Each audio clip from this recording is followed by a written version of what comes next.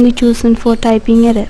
Special Special cases like new line and backspaces are separately considered. Think why. Usage of char asterisk. Now I introduce something new, a special character asterisk. Char asterisk represent all of the text found after the identified keyword and before one of the following punctuation marks. For example, consider the user input. Can I go to the intros tomorrow? Elisa says, what if you do not go to intro tomorrow? The underlined portion is not stored in the dictionary. Rather, it is taken from the user input. In the file elisa.dat, we store this information as can I, what if you do not, asterisk. We store this information as can I, what if you do not, asterisk. Star asterisk asks a program to simply code whatever is typed after the keyword in the user input as it is.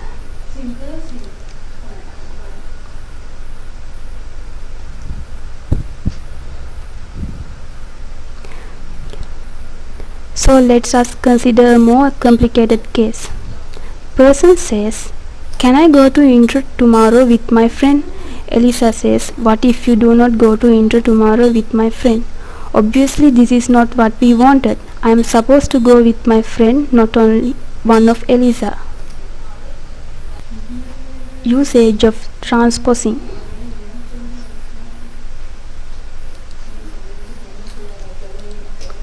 We must perform some transformation also.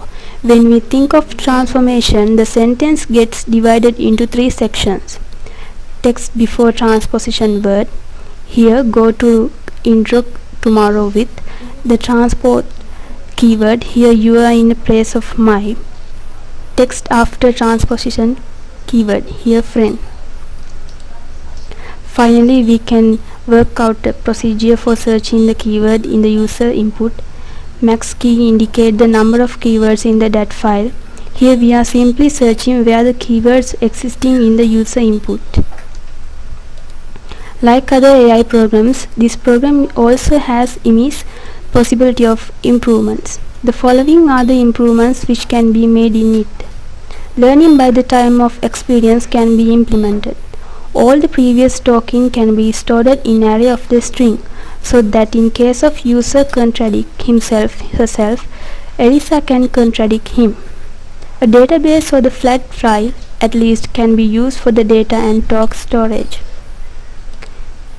Sessions and user password pairs can be established so that even after the completed of one sessions, next time whenever the user enters his username and the password, Elisa will get all the relevant data and previous talks related to the user from the database itself. A prospect of the cache memory can be made so as made the retrieval of data and information can be faster. Standard search algorithm can be used for the faster or better search for the relevant result of answer. Various graphic signs and other symbols can be incorporated to show emotions, making the conversation more lively and more realistic in nature. Important note about the sample code. Please note that the current functionality and features of this program are very limited. If you want to make this program more intelligent, make entities in elisa.dat file. You can also increase the string manipulation power of this program, like considering multiple lines of the user, etc. Implementation of a chatbot.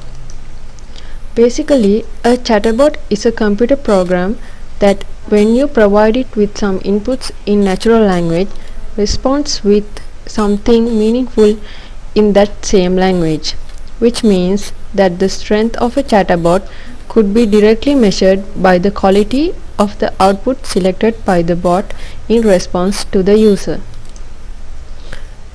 As you can see here, it doesn't take lot of code to write a very basic program that can interact with the user, but it would be probably be very difficult to write a program that would really be capable of truly interpreting what the user is actually saying, and after that would also generate an appropriate response to it.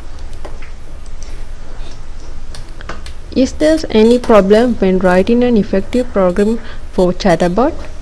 Yes, there can be many. Now let's see what are the main problems that can be arise with a chatbot code, and let's see what are the solutions to overcome this problem.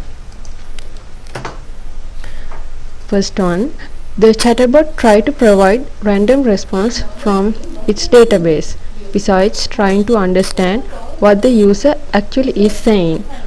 One reason for this because of the size of the database. For example, if we look at the previous code, the size of the database, which is very small.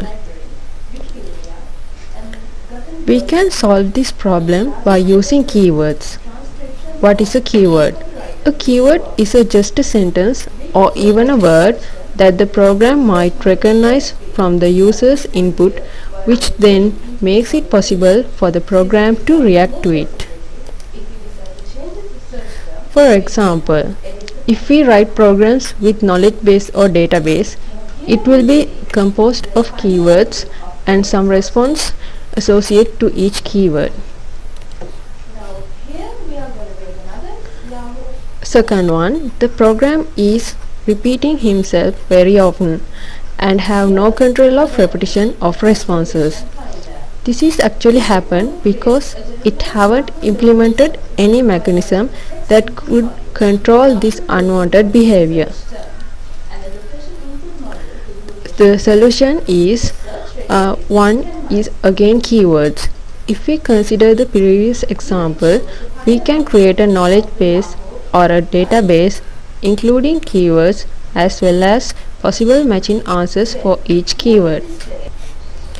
And the other one is can use a string variable to store the previous response of the chatbot and make some checking selecting the next bot response to see if it's not equal to the previous response. If it is the case, then we can select a new response from the available responses.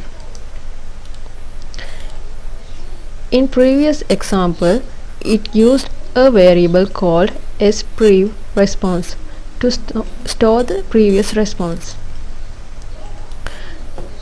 The chatbot can't identify certain news inputs if there are punctuations, extra spaces, and if the program is sensitive.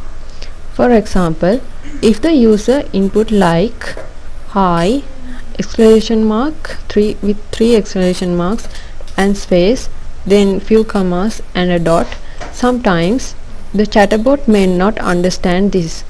So, as a solution for this, can use a new mechanism to pre-process the user's inputs before it can be searched into the chatbot database. Like according to the example, first convert the user input to the uppercase and remove all the extra spaces and punctuations before it can be searched in the chatbot database. Then the fourth one, the program use extract string matching to find a response to the user input.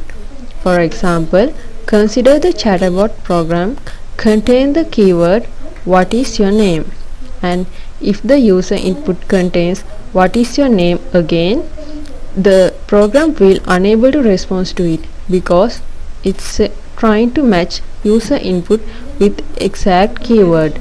So additional word again make it confused. To handle this matter, there are two ways. The obvious solution is to use a slightly more flexible way for matching keywords in the database against the user's input. All have to do to make this possible is to simply allow keywords to be found within the inputs. The other possibility is much more complex. It uses the concept of fuzzy string matching, string search. The apply this method It could be useful at